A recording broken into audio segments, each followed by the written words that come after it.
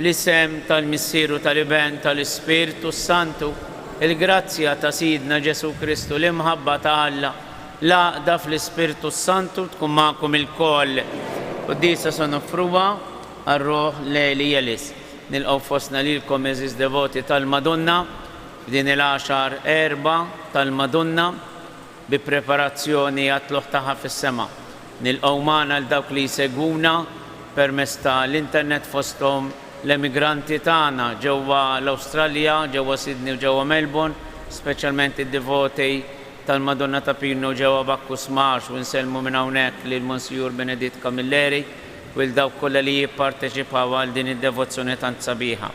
Fostna wkoll hemm diversi emigranti mill-Awstralja li barra li jsegwuna meta jiġu għawdex jiġu wkoll jingħaqdu magħna.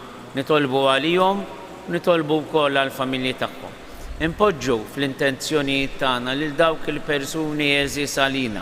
Nitolbu għal waħda koppja li ġo fija ftit ta' tiġrej biex il-Madonna ta' Pirnu titfa' dawl fil-qlub tagħhom u terġa' trassaqhom lejn xulxejn. Nitolbu għal morda kollha, nitolbu għal dawk li tilfu lil xi ħadd ta' żejs biex il-Madonna tkun ta' wens u ta' faraġ għalihom. Ħuti, ejw narfu ħtijietna biex nitħejjew tajjeb ħa niċċelebraw daw il-misteri qaddisa. Missier kollok tieba, kollok ħniena. Inti turina li inti biss il-qaddejs u li tridna nipparteċipaw mill-dosija tiegħek. Tina l-grazzja illi fid-dawl tas-smigħ tal-kelma ta' ibnek l-għażejs aħna nersqu lejk ninżgħu il-ħajja tad-dnubiet tagħna u nipparteċipaw bi sħiħ fil-grazzja li tqaddisna mulej ħniena. Kristu inti urejtna illi għandna nixbħu lilek l-iktar fil-qdusija tiegħek, fit-tjubija tiegħek, fil-ħlewwa tiegħek. Tina l-grazzja li ninżgħu mis-supervja, mill-lejra tagħna, mill-qalb jibsa tagħna u nibdew nilbsu dik il-qalb għażiża li inti kellek mal-midin bejn l-ewwel fost l-oħrajn aħna.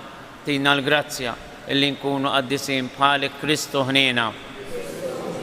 Spiritu għaddejs inti mlejt lill-Verġni Marija bil-preżenza tiegħek, bil-qdusija tiegħek u timla lir-Ruħ tagħna bil-qdusija tiegħek permezz għas-sagramenti għamel illi meta nersqu għas-sagramenti aħna nersqu b'qalb niedma u sobina biex nieħdu dik il-grazzja li tqaddisna mulej ħniena.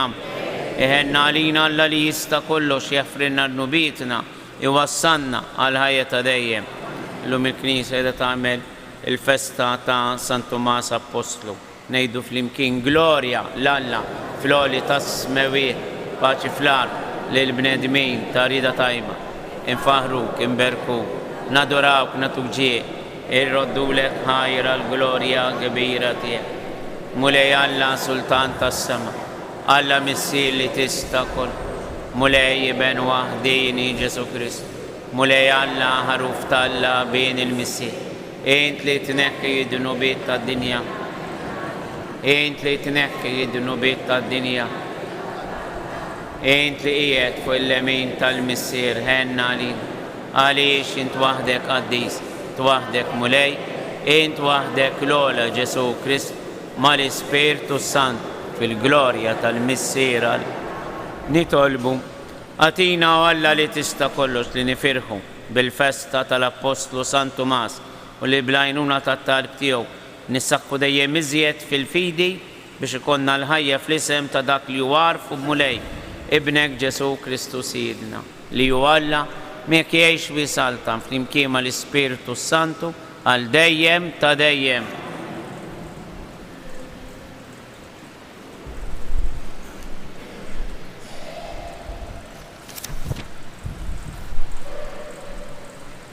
Mibnija fuq is-sissin tal-Apostli. Qari mill-littra ta' San Pawlu Apostlu lill-Efesin. Ħuti, għalhekk ma tkomx aktar barranin frustieri, imma intom ċittadini flimkien mal-qaddisin u n-nies tad-dar ta' Alla. Mibnija l-kol fuq is-sissin tal-Apostli u tal-Profeti, fejn Kristu hu il-ġebla tax-xewka. Fih il-bini kollu jintrabat sewwa, jitla f'tempju qaddis fil-mulej. Fih intom ukoll fl-Ispirtu tinbnew flimkien f'dar fejn jagħmar Alla. Il-kelma tal-mulej. Assam responsorjali wieġbu morru fid-dinja kollha xandru l-bxara it-tajba.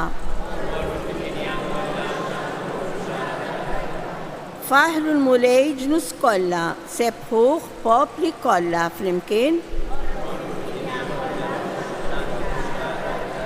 Għax kbira it-tiba tiegħu magħna, il-fedeltà tal-mulej tibqa' għal dejjem flimkien. Inqumu bil-wifqa. Alleluja, alleluja, alleluja. Emmin Tumas għax rajtni jgħid il-mulej, ħinin dawk li ma rawx u emnu. Alleluja.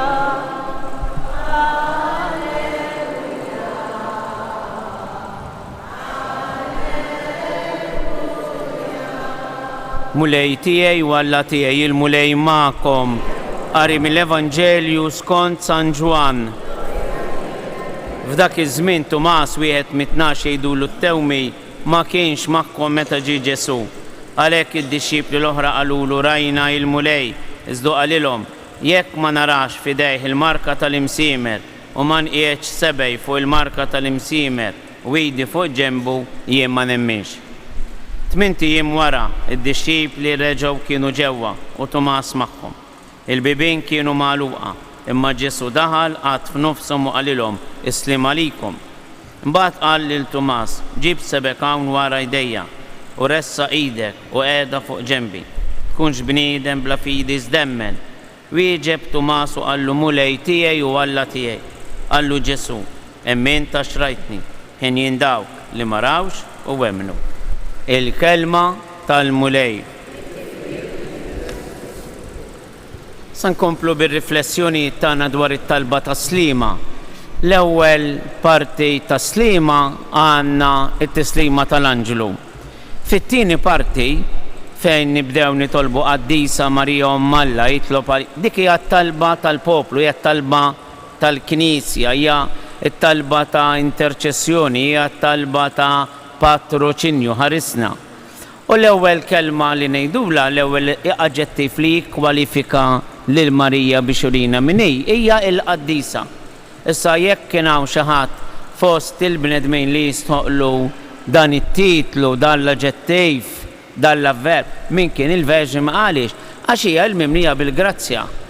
U l-Anġlu jgħidilha fil-bidu, slima għalik Marija mimlija bil-grazzja, ġifieri ma stajx tkun iktar imfawra balla daqshekk.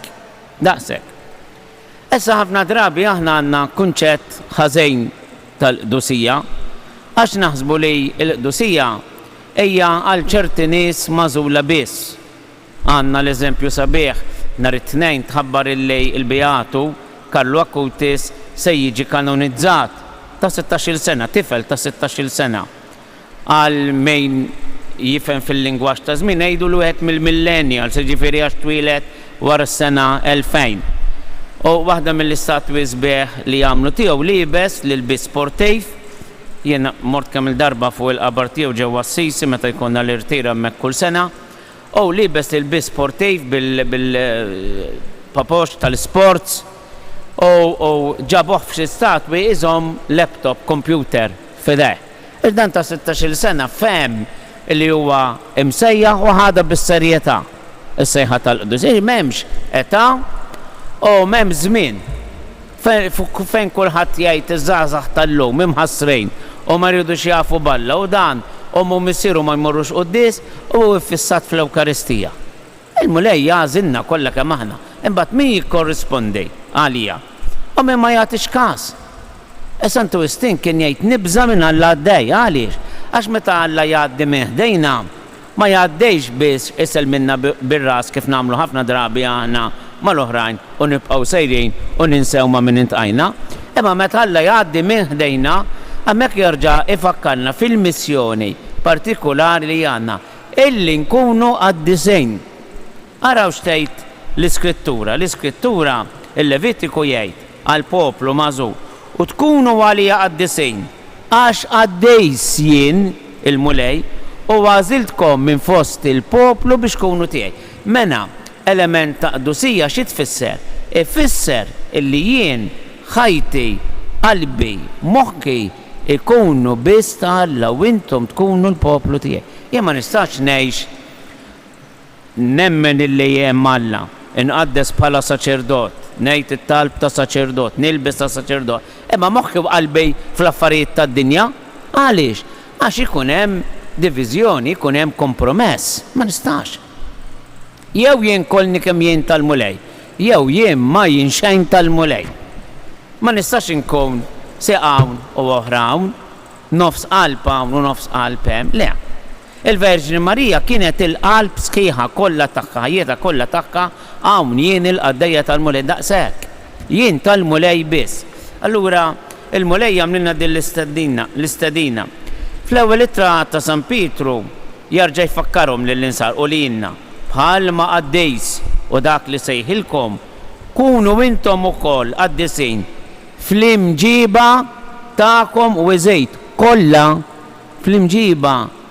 fl-imġiba tagħkom kollha, mhux fil-għodu, mhux fil-knisja, mhux tkunu ħirġejn, mhux xinatkom update, fl-imġiba tagħkom kollha minn fil-għodu sa flaxija għax hu miktub kunu qaddisejn għax qaddisejn il-kliem tal-Levitiku. Kristu jarġa' jagħmilha ċara San Mattew. Kunu mela perfettej bħal mu perfett missierkom li hu fis-smawiet. Mela, ix-xetan jidħol hawn fina, s-sinti sa tippretendi illi sa tkun perfett, tibda xejn għax m'intix sa tkompli. Dejjem biex jaqtanna qalbna x'ix-xetan qiegħed hemm l-Ispirtu Santu jinkoraġġina. U jipprova jaqla dak li jiżra l-Ispirtu Santu minn qalbna. Ikollok ħafna intenzjonijiet tajbejn, tgħid dik il-kelma m'għandix xirrida, ix-xetan ifakkarilek biex tgħidha fl-iktar mument illi tista' tagħmel ħsara bija, ħalli tgħidha. Dak il-sajt m'għandekx għalfejn tidħol fuqu, television, mobile, internet, computer, tkun waħdek, titbiet minn Alla. Tkun mal-proxmu jibdew jitħattu fuq dak, fuq liħor, tgħid tiegħek ukoll ħalli tniżżel l-iktar l-isfel il dak li jkun. Dawn huma l-affarijiet illi jbeduna mill-preżenza ta' Alla. Għax il-qdusija x'inhi? Mhux li nkunu fil-preżenza tiegħu. Il-profet Eżajja darba kellu dera u ra bħal raġel żbejjaħ fit-tempju. U l-anġli kollha l-kerubini kollha iqimuh u jħabtu fuq sudirhom u jgħidu qaddejs. Il-mulej Alla tal-eżerċit. It-tifħir lill-Alla li nagħtu qabel il-konsagrazzjoni x'hu mhux dejn?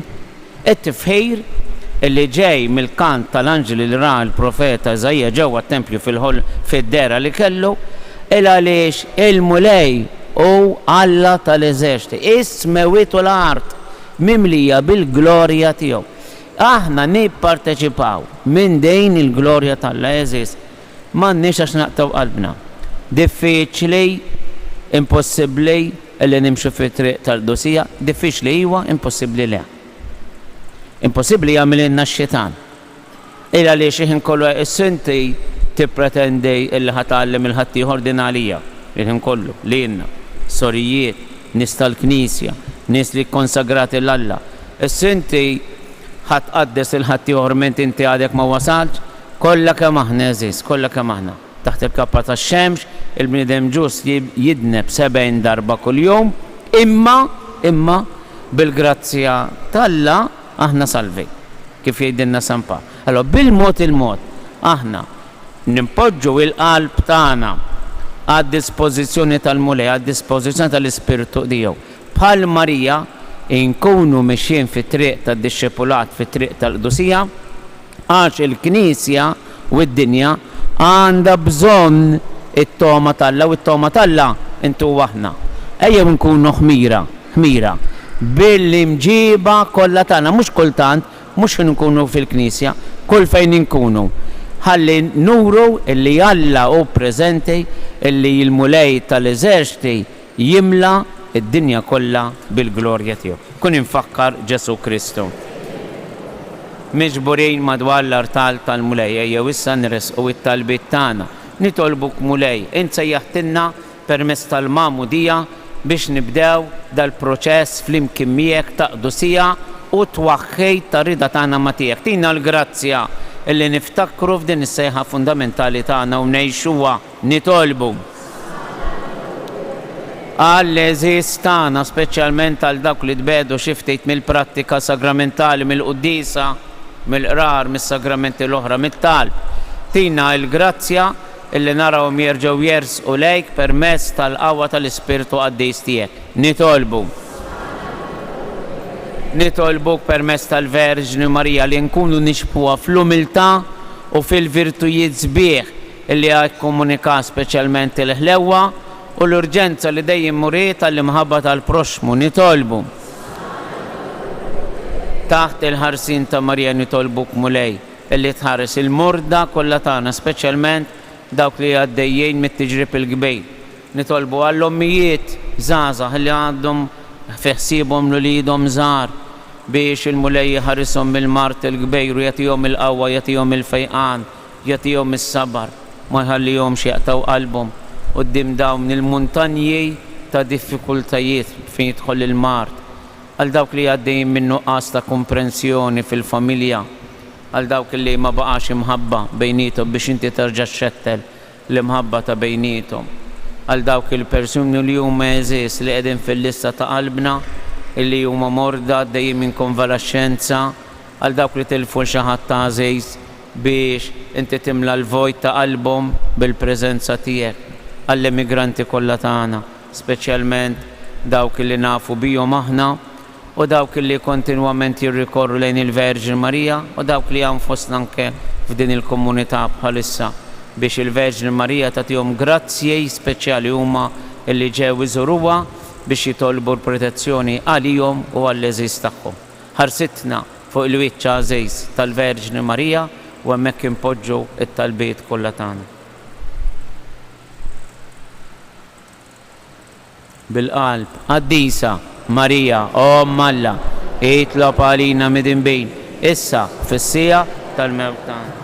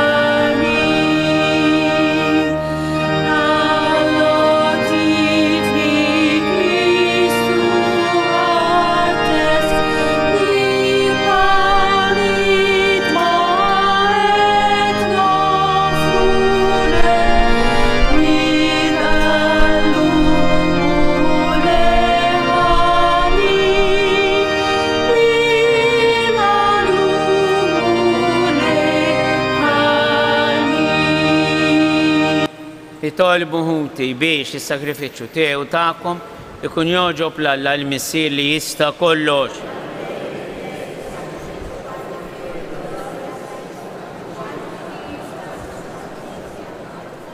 Se nofrulek mulej is-sagrifiċċju ta' tifħir f'ġieħ ix-xhieda tal-fidi fi Kristu mogħtija mill-Apostlu Sant Tumas.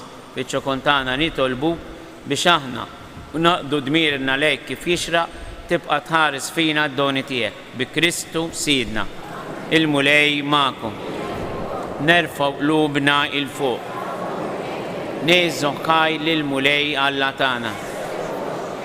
Sewwa u xieraq tas-sew. Mulej Missier Qaddis Alla ta' dejjem li tista' kollox, tajjeb u ta' ġej tas-salvazzjoni tagħna illi dejjem u kull imkien irrodulek ħaj. Inti r-raj ta' dejjem ma tħallix weħeda l-Knisja tiegħek, imma tibqa' dejjem tieħu ħsiebha u tħarisha permezz tal-Apostli biex ikomplu jreġgħu dawk stess illi inti qiegħed bħala rajja f'isem ibnek. Għalhekk mal-anġli u mal-arkanġli, mat-troni u mad-dominazzjonijiet, mal-qtajja kollha tal-eżerċiti tas-sema intennu l-innu tal-glorja tiegħek u ngħidu bla qiegħda Qaddis, Qaddis, Qaddis.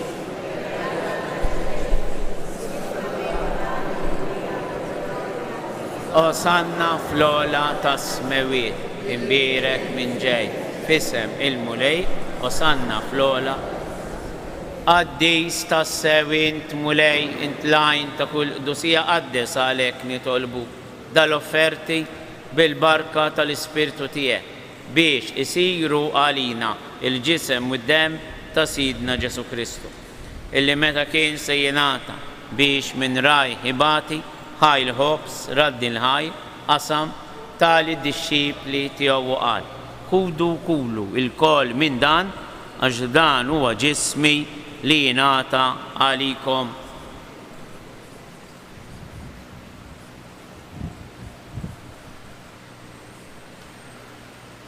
Hekk ukoll wara l-ikra ħall-kalċi reġa' raddi l-ħajr tali d-disċipli tiegħu u qal ħudu ixorbu minnu il-koll għax dan huwa il-kalċi ta' demmi tal-patt il-ġdid li jibqa' l dejjem, id-demm li jxerret għalikom u għall-bnedmin kollha għal maħfra ta' d-nubiet għamlu dan b'tifkira tiegħi.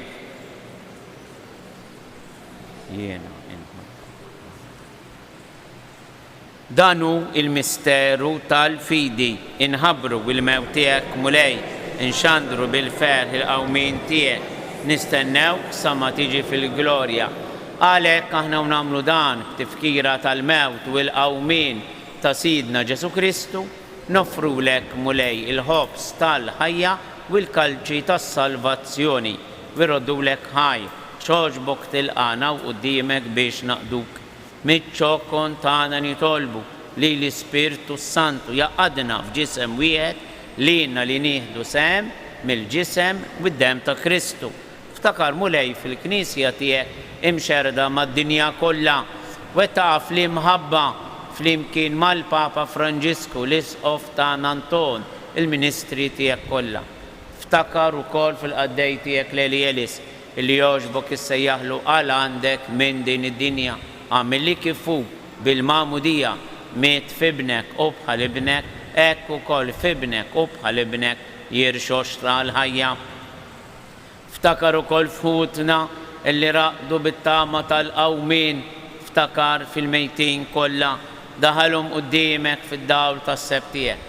Ħenna għalina il-koll nitolbu, għati lilna wkoll il-wirt tal-ħajja ta' dejjem flimkien mal-Verġini mqazzom Malla Marija ma' żewġa San Ġusepp mal-Apostli mal-qaddisin kollha li jgħixu fil-beberija tiegħek sa mill-bidu tad-dinja għamel li magħhom infaħruk u nsebħuk Ġesu Kristu ibnek. Bi Kristu ma' Kristu fi Kristu jingħata lilek Alla missi li tista' kollox flimkien mal-Ispirtu Santu kull ġieħu glorja għal dejjem ta' dejjem. Meta nidru quddiem il-mulej u neżaminaw ftit lilna nfusna nindunaw kemm aħna dgħajfejn u kemm aħna miedin bejn. Għalhekk aħna nduru fit-talba tal-missierna, aħna għadna maħniex perfetti. Meta ngħidulu aħfrinna dnubietna bħalma naħfru lil min ħati għalina. Impenn illi naċċettaw il-grazzja tal-maħfra u impenn illi naqsmuha mal-oħrajn. Ejjem nitolbuha din il-grazzja għalina l-ewwel nett u għal dawk kollha ta' madwarna li aħna responsabbli wkoll mill-qdusija tagħhom u mis-salvazzjoni tagħhom bil-qalb. Missierna illi inti fis-smawiet jitqaddes ismek, tiġi saltnat, ikun li trid int kif fis-sema. Ħobżna ta' kuljum atina llum, affrinna dunubietna bħalma naħfru lil min ħati għalina. La daħannix fit-tiġrib, iżda eħlisna mid-deni. Eħlisna nitolbuk mulej minn kull deni. Għatina fit-tjieba u l-ħnina tiegħek il-paċi fi żmienna x'inkunu ħielsa dejjem mid-dnub imħarsa minn kull inkwiet. Aħna nistennew nittamaw lena u l-miġja tas-Salvatur tagħna Ġesu Kristu. Mulej Ġesu Kristu li jgħid l-apostli tiegħek inħallilkom is-sliem nagħtikom is-sliem tiegħi, la tħares lejn dnubietna, iżda ħares lejn il-fidi tal-Knisja tiegħek. Għati jaslimu l-għaqda li inti trid fija, int li tgħix bis-Saltan għal dejjem ta' dejjem. Il-paċi tal-mulej tkun dejjem magħkom. Bil-qalb għatu l-paċi lil xulxin. Ħaruf talla li tneħħi id-dnubiet tad-dinja. Mulej Ġesu Kristu.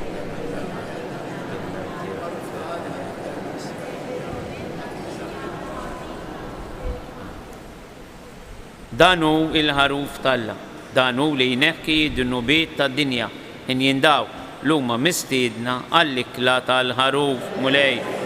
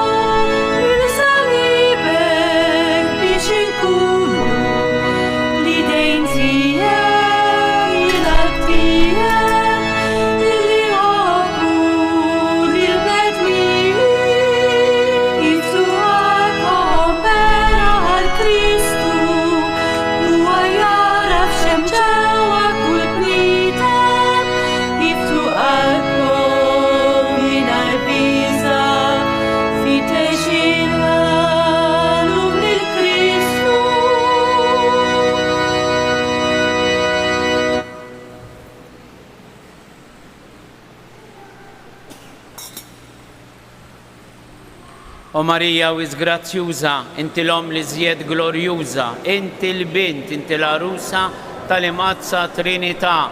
Mela lilek, o Marija, aħna nagħtu kull foħrija sabiex miegħek imennija ingawduk fl-eternità.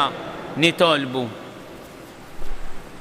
U Alla f'dan is-sagramenti mqaddes aħna nirċievu tassew il-ġisem ta' ibnek il-waħdini għatina li bl-emil u l-ħajja tagħna aħna nkunu xhieda ta' Kristu bħalma bil-fidi tagħna flimkien mal-Apostlu Sant Tumas narfuh mulej u Alla tagħna li miegħek jgħix fi salta għal dejjem ta' dejjem. Il-mulej ma'kom. Iberikkom Alla li jista' kollox, il-Missier, l-Iben u l-Ispirtu Santu. Morru għejxu fil-paċi ta' Kristu.